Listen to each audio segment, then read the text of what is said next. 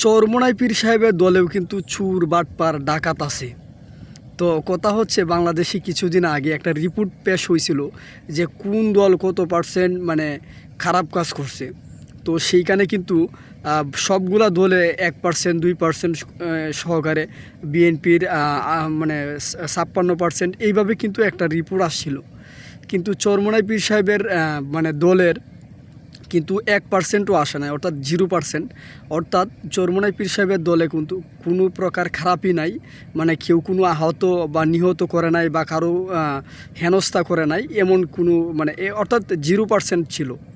তো আমার কথা হচ্ছে, চরমোনাই পীর সাহেবের দলেও তো চুর ডাকাত বাটপার আছে, তবে তাদের কেন 0% আসছে। তো এই কথাটা অনেকে খারাপভাবে নিচ্ছেন। চরমোনাই পীর সাহেবের দলে কিন্তু আসলে চুর বাটপার ডাকাত আছে।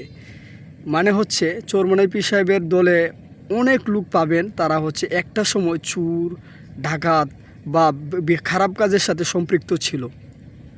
তো এই যে চরমোনাই পীর সাহেবের দল, ইসলামী আন্দোলন বাংলাদেশের আমির মুফতি সৈয়দ রেজাউল করিম পীর সাহেব চরমোনাই এবং ওনার সেকেন্ড পীর অর্থাৎ শায়েকে চরমোনাই সহ ওনার দলের সাথে মানে ওনাদের কথা শুনে এই চুর ডাকাত কিন্তু হচ্ছে ভালো হয়ে গেছে এবং তারা হচ্ছে মানে কোনো প্রকার খারাপ কাজে যায় না।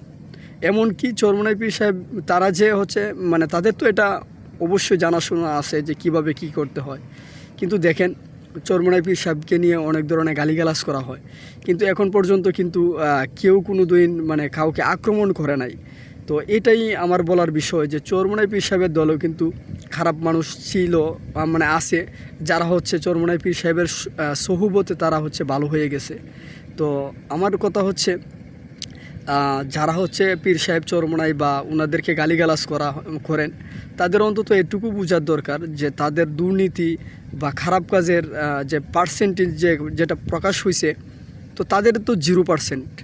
তো সেই জায়গা থেকে মানে আমার অন্তত মানে সবার কাছে মানে যারা হচ্ছে ওনাকে সমালোচনা করেন, তাদের কাছে আমার অনুরোধ থাকবে, যে লোকটার মাধ্যমে যেই দলের মানুষগুলার কোনো দুর্নীতির রেকর্ড নাই, খারাপ কাজের সাথে সম্পৃক্ততার রেকর্ড নাই, তাদেরকে নিয়ে সমালোচনা করার আগে আমাদের ভাবা উচিত কাকে নিয়ে সমালোচনা করছি, সেই সমালোচনার অবস্থানটা মানে সমালোচনা করার কারণে পরবর্তী সময় বা দুনিয়াতে বা আখিরাতে কি হতে পারে সেই বিষয়টা ভেবে আমাদের সমালোচনা করা উচিত।